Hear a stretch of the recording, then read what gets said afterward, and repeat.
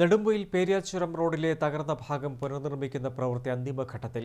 ഒരാഴ്ചയ്ക്കുള്ളിൽ പുനർനിർമ്മാണ പ്രവൃത്തികൾ പൂർത്തിയാക്കി ഗതാഗതം പുനഃസ്ഥാപിക്കും. വലിയ വാഹനങ്ങൾ ഉൾപ്പെടെ കടത്തിവിടാൻ സാധിക്കുമെന്നാണ് കരുതുന്നത്.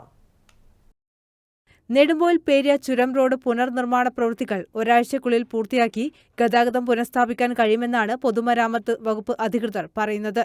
തകർന്ന ഭാഗത്ത് നിർമ്മിച്ച സംരക്ഷണ ഭിത്തിക്കകത്ത് മണ്ണ് നിറയ്ക്കുന്ന ജോലിയാണ് പുരോഗമിക്കുന്നത്. വളരെ കുറച്ചു ഭാഗത്ത് മാത്രമാണ് മണ്ണ് നിറയ്ക്കാൻ ബാക്കിയുള്ളത്.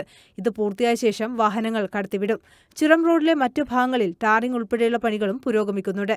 കഴിഞ്ഞ ജൂലൈ 30-നാണ് നെടുമ്പൊയിൽ പേരിയാച്ചുരത്തിലെ 4ാമത്തെ ഹെയർപിൻ വളവിന് സമീപം റോഡിൽ വലിയ വിള്ളലുണ്ടായത്. തുടർന്ന് ഗതാഗതം നിരോധിച്ച് തകർന്ന ഭാഗം പുനർനിർമ്മിക്കുന്ന ജോലികൾ ആരംഭിച്ചെങ്കിലും പലതവണ മണ്ണിടിച്ചിലുണ്ടായി. ഇത് പുനർനിർമ്മാണ പ്രവൃത്തികൾ വൈകാൻ കാരണമായി. നെടുമ്പൊയിൽ പേരിയാച്ചുരം റോഡിനെ ആശ്രയിച്ചിരുന്നവർ 4 മാസത്തിലധികമായി ദുരിതത്തിലാണ്.